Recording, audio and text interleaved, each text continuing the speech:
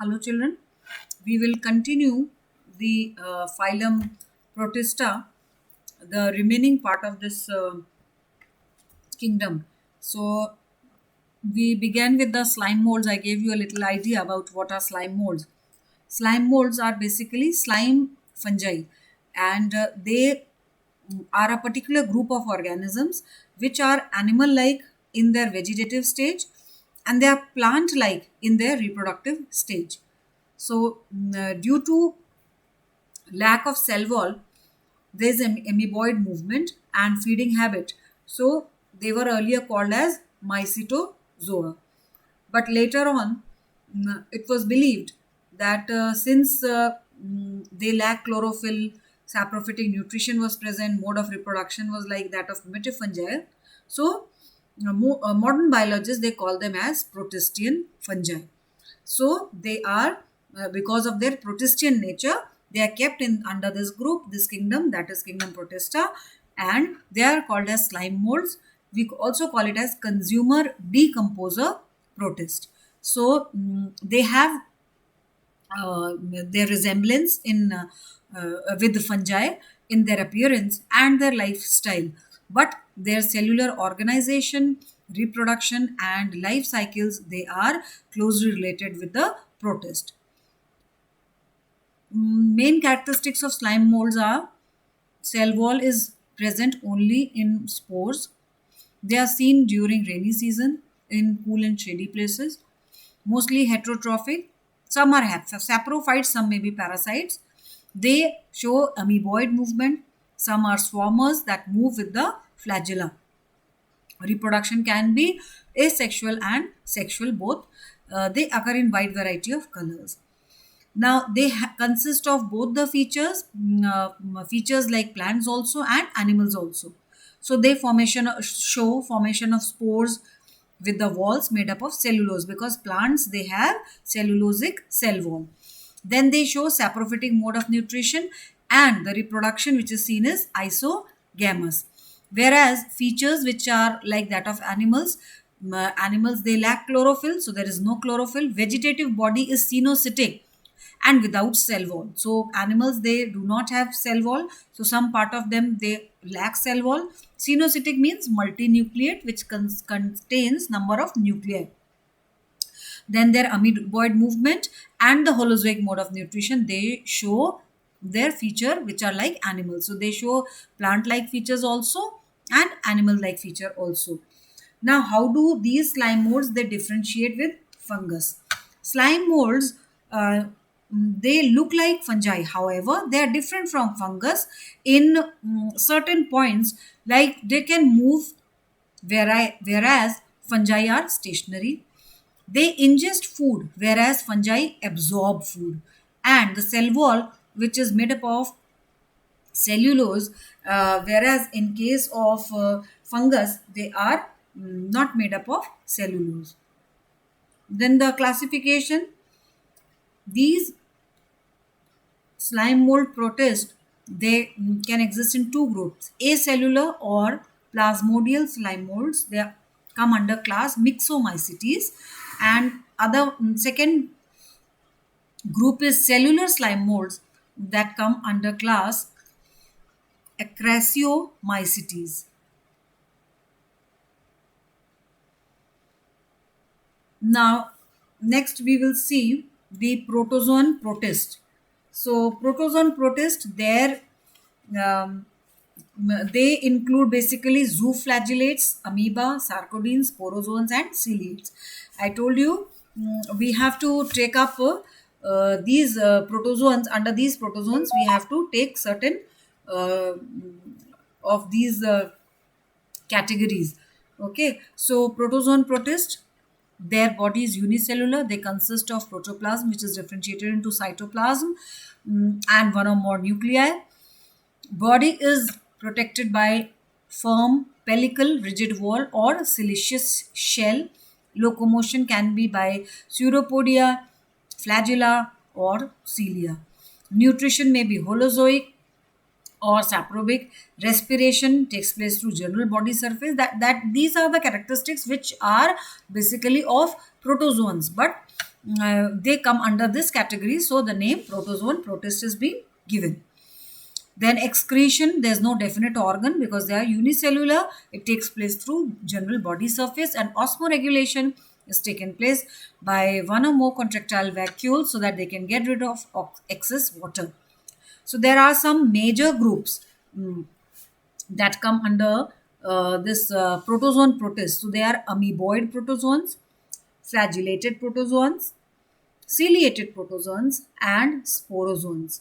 So they include these four classes: amoeboid, flagellated, ciliated, and sporozoans. Amoeboid are the rhizopods. You can call them as rhizopods also. So now we see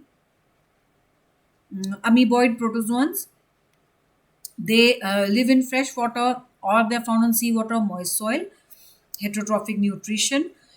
Example here is ant amoeba, and they are parasitic in nature. So they move and capture their prey by putting out the false feed, that is pseudopodia. So locomotion in them takes place by pseudopodia. Reproduction is through asexual means by binary fission from one organism. The two daughter cells are being formed, and sexual reproduction, if in case it is present, that is by syngamy, that is fusion of two gametes. And there are some marine forms which have silica shells present on their surface, that is present. Some examples are there. A little bit more information is mentioned here. Like if you see amoeba proteus. So this information is important again for those children who are preparing for NEET exam. See, amoeba proteus was discovered by Russell von Rosenhoff, and the pseudopodia, they are of Lebopodia type. I told you in the beginning that different types of pseudopodia are present in these protists, and this classification, it is done basically on the basis of how the mode of locomotion is taking place. So lobopodia are lobe-like pseudopodia with the broad and blunt ends. So they are present in case of amoeba. Whereas in case of others, like if you see another example, exopodia or philopodia, they are present in other organisms like actinophorus or Euglypha. So this is of lobopodia type, that is lobe-like pseudopodia is present. Now, contractile vacuole is present for osmoregulation. Cytoplasm is differentiated into ectoendoplasm. Endoplasm is further differentiated into gel and salt type that helps in their movement. Entire body is covered with plasma lemma. The nutrition is holozoic. Okay, and circumfluence for less active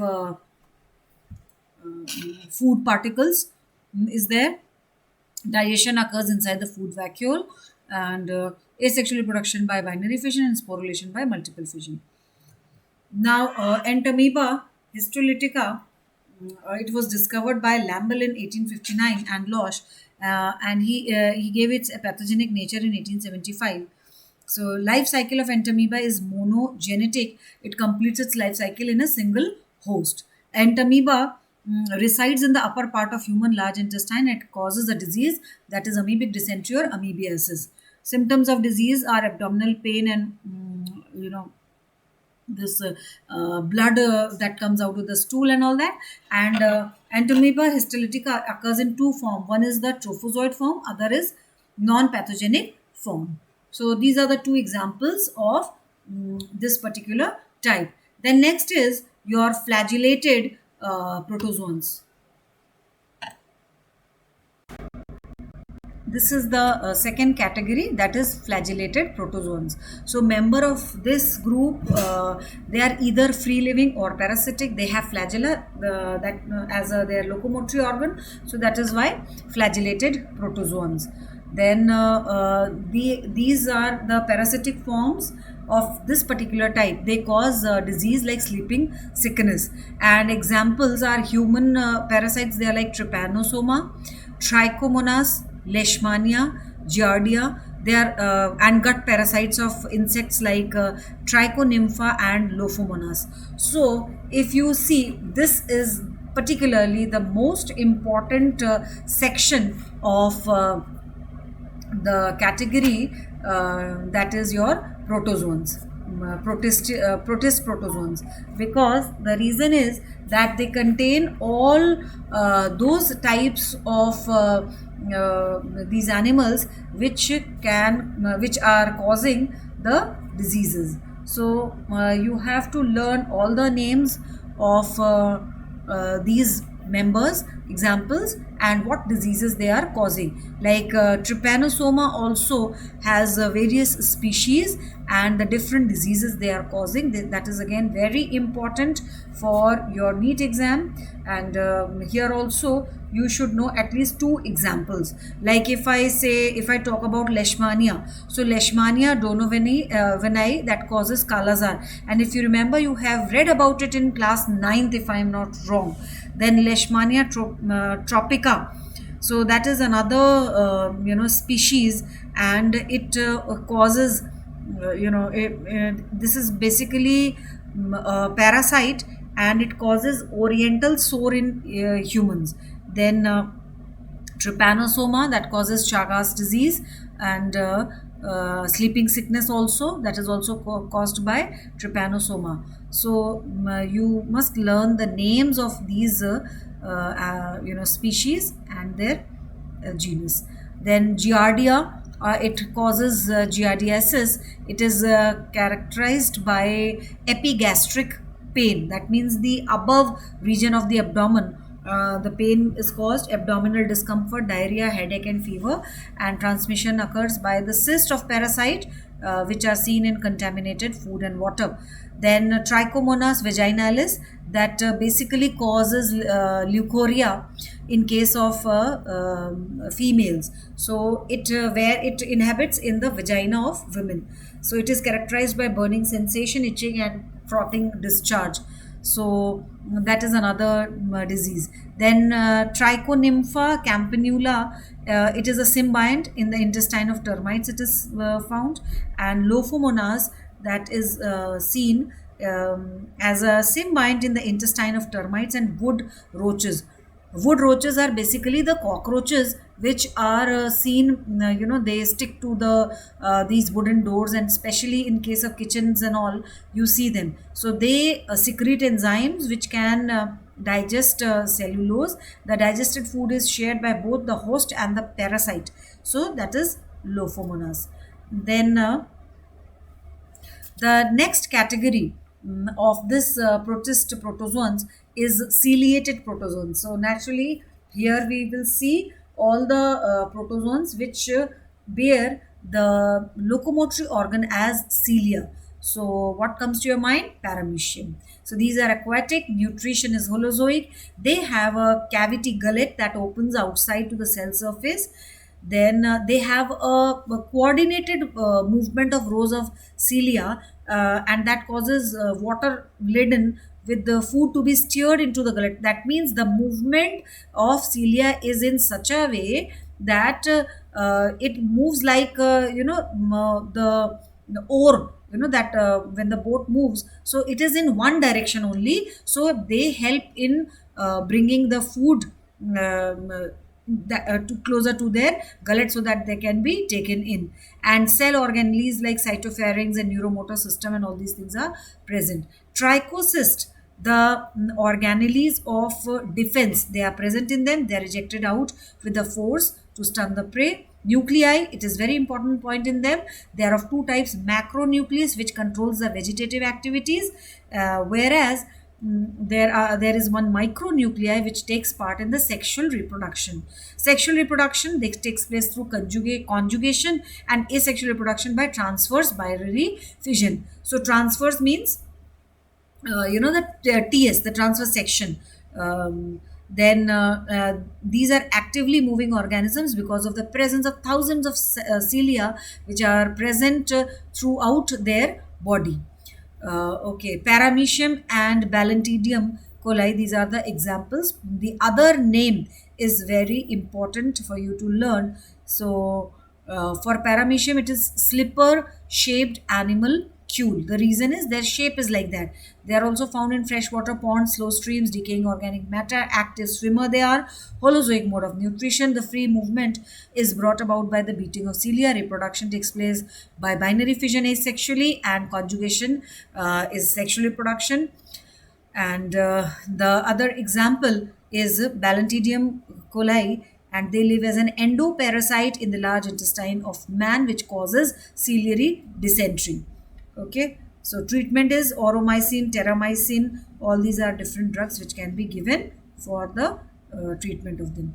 Then the next category, the fourth category, is of sporozoans. So locomotion, sporozoans have no physical form of movement. However, they can be moved by the current of blood or the other fluids. So the most important parasite that comes in this category is Plasmodium.